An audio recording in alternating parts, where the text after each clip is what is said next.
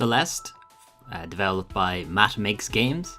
Celeste is an old-style platform game, similar to Super Mario, to be honest, but it's got a lot in common with things like Super Meat Boy, or the game that has all the V's in the title, you know, I don't hear meant to pronounce that. Anyway, it's like that too.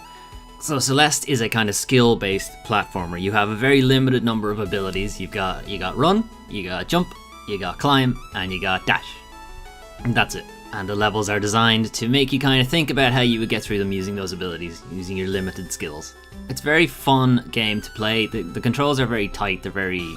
I hate using these words like tight and responsive, but they do. Like, they feel good to play. So, you know, Madeline, the main character, moves very easily. You know what you're doing, and if you make a mistake, it was your mistake. It wasn't the controls, messing up on you or anything like that. And it's got the good kind of feedback loop you'd see in the kind of newer indie platform games, where if you die, you just reset right back to the checkpoint immediately. There's no load time in between, so you've got that kind of one more time.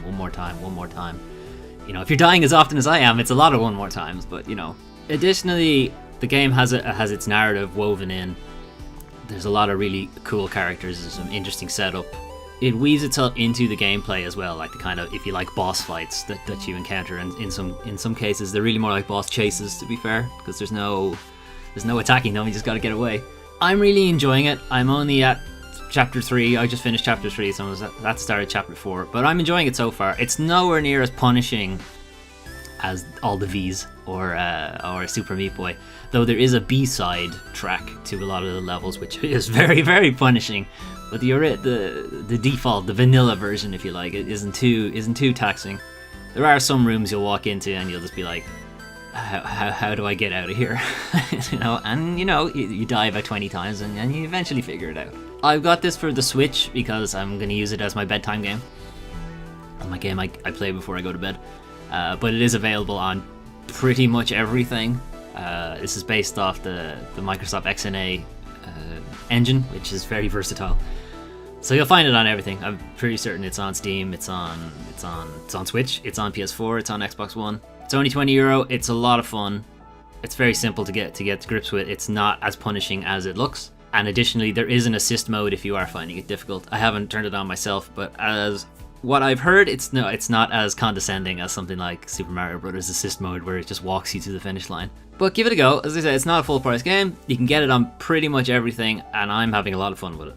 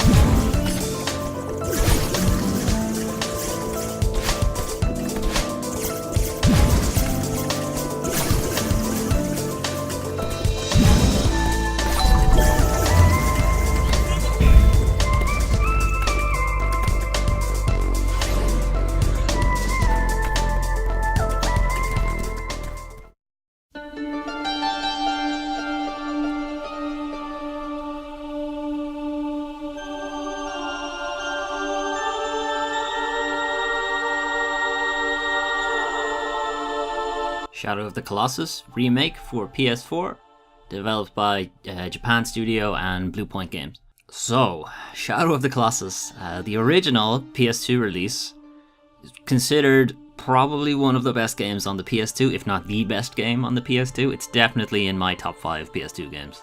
Top 3, top 2, top 1 maybe. So I very, very much was looking forward to see how this turned out, because I had played the Shadow of the Colossus HD remaster on the PS3, which was Shadow of the Colossus again. Well, fine. Good job. Has trophies this time. The Shadow of the Colossus PS4 release is a complete remake from the ground up, redone assets, made for modern consoles and things like that. It's really, really, really good. It's the same Shadow of the Colossus game, which was already a fantastic game, and now it's just, remade for modern consoles, modern sensibilities, modern. I'll keep saying that word. It's just the game again, and I'm really enjoying it, and I love Shadow of the Colossus, and I love this. So some new additions, if you like, other than the fact that it's completely remade, and might as well be considered a different game. One is the upscale graphics, obviously, the upscale textures. The game runs at 30 FPS, 1080p on regular PS4s. If you have a PS4 Pro, you can push that up to 30 FPS on 4K or 60 FPS at 1080p. I have a PS4 Pro, so this is running at 60 at 1080p because my capture card can't do 4K, and most people can't view 4K anyway, so whatever. The other addition is photo mode, and I really think every single game should have photo mode at this point. You know, just standard, just put it in. Can we make that standard from now on, please? If you are somehow not familiar with Shadow of the Colossus, I'm not entirely sure we can be friends anymore, if that's the case. But anyway, Shadow of the Colossus is, you play Wander, who is attempting to resurrect a woman who you're never told what their relationship is. It's a sister, is a mother, is a princess, is his wife, his girlfriend, whatever. In order to do so, he enlists the help of this mysterious entity named Dorman. And Dorman says, you gotta go kill all these colossi for me, please, for reasons. And then I'll do the thing you wanted me to do. And you're like, okay, I'll go do that. And you go off and do that. You go fight the colossi. They are monstrous beings, vastly outclassing you, outsizing you. And the gameplay is you gotta crawl and climb your way onto these colossi, find their sigils, their weak spots, and stab them a lot. Stab. And you keep stabbing them until they fall down. And that's the game. And it's a bit reductionist, but it's the atmosphere of the game, the feeling you get, the emotional impact. It's hard to really tell you how it feels to play it. You just have to play it. You should do that. You should do that right now, please, if you haven't already.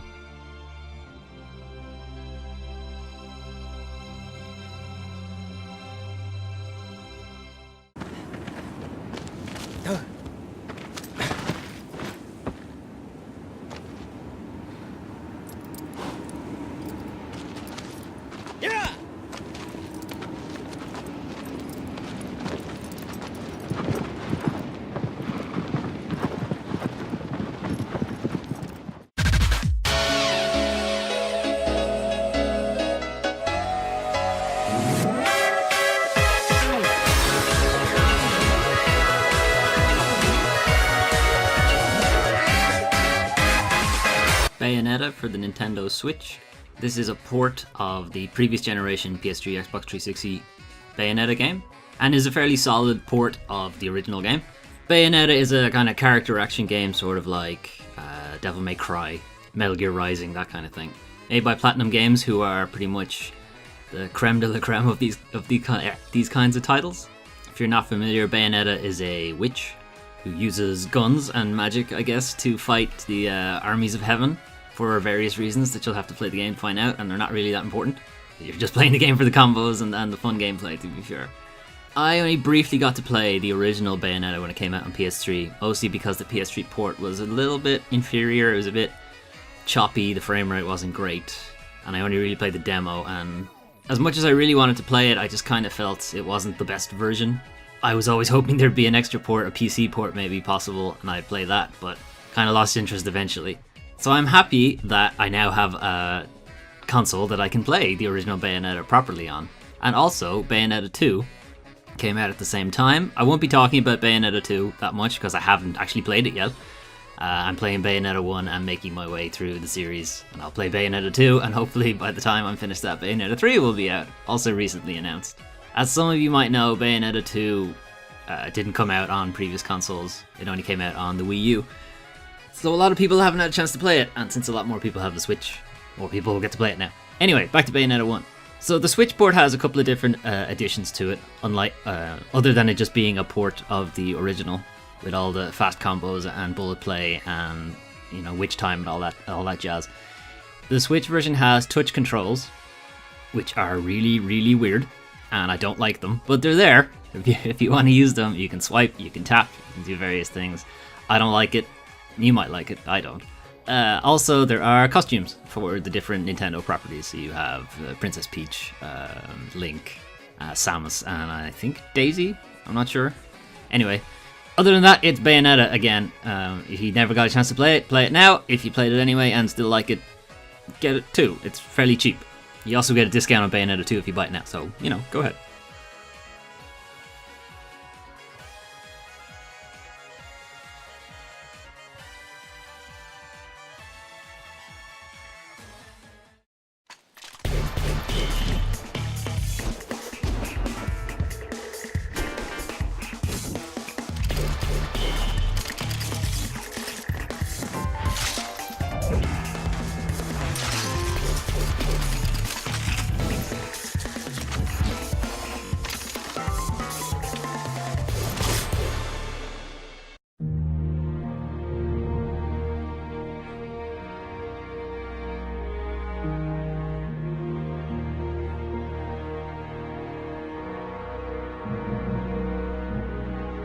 Kingdom Come Deliverance, developed by Warhorse Studios. So this is a Kickstarter game that I backed, promptly forgot about, as I tend to do with Kickstarter titles. I don't really pay attention to the campaigns that much. I'm sort of like, yeah, I bought your pitch, so here's some money, and I'll wait until the game comes out. And now the game's out, and I'm playing it. So Kingdom Come Deliverance is similar to something like the Elder Scrolls series, or the old Ultima series, if you like. So it's an open world RPG, first person type deal. Except, and here's where they separate themselves out. So Skyrim has all the fantasy and the magic and the dragons and the elves and, you know, magic swords and all that jazz.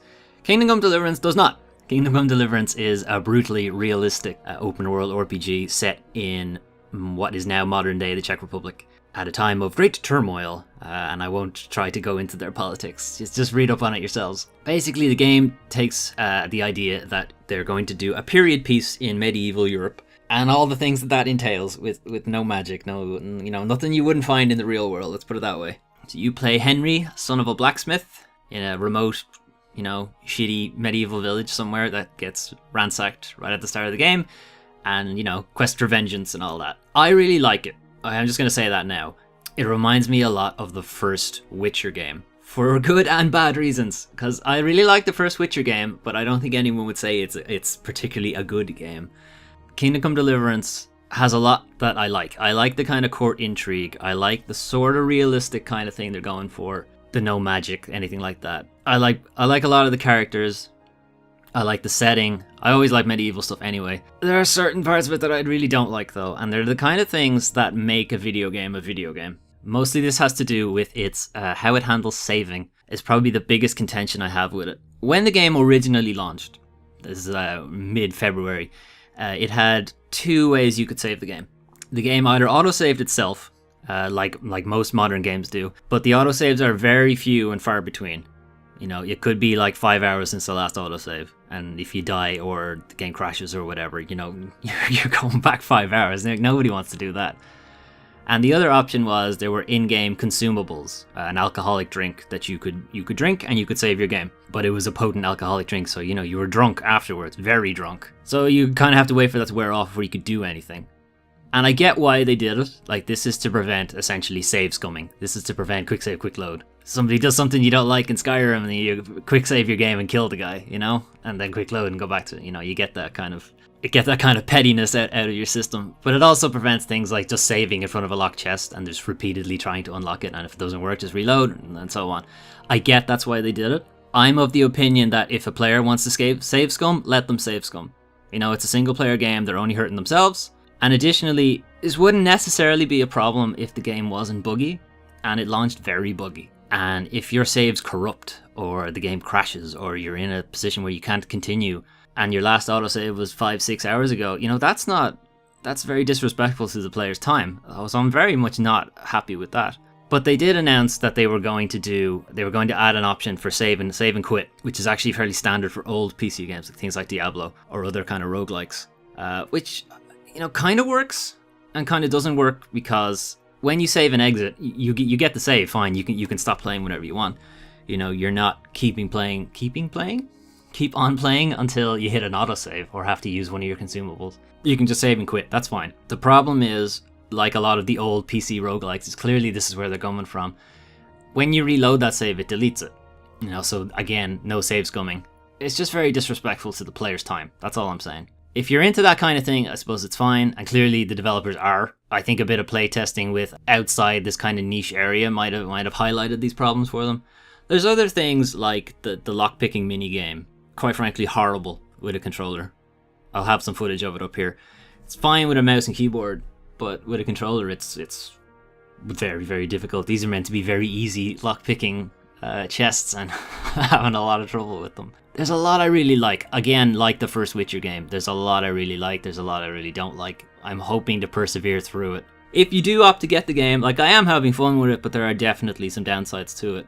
If you can get it on PC. It's a lot more stable there. Plus you can get a mod to kind of get around the whole saving issue. I'm playing it on PS4. If it comes down in price, I may opt to just get it on PC eventually.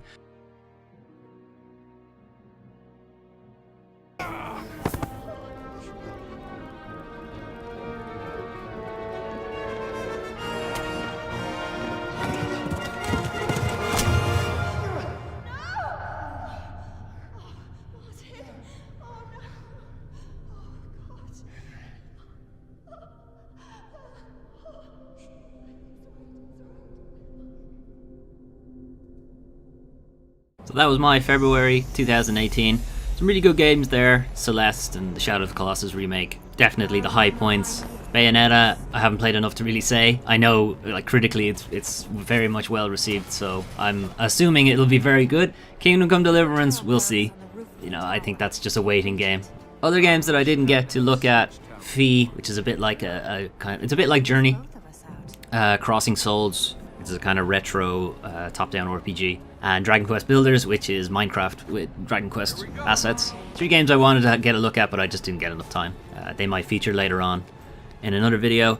Bit of footage here from Prince of Persia, which I restarted, or resumed, shall we say, an LP of. And it's nearly finished, actually, at time of recording. There's only a couple of parts left. If you want to get in on it, there's commentary and no commentary. So if you don't like the sound of my voice, and I don't know why you watched this video, but whatever, there's a no commentary version too, if you want to look at that. Coming up in March, some pretty big games. There's Far Cry 5. There'll be Ni no Kuni 2, and then A Way Out. I'm not sure if that will make the cut because it is a co-op game, and I will need someone to play that with. So that may or may not feature. And also a Kickstarter game called Agony. And I haven't really heard much from it. Like, it's supposed to come out at the end of March, but I haven't actually heard anything since. So maybe we'll see it, maybe we won't. I don't know. Otherwise, thanks for watching, and I'll see you next time.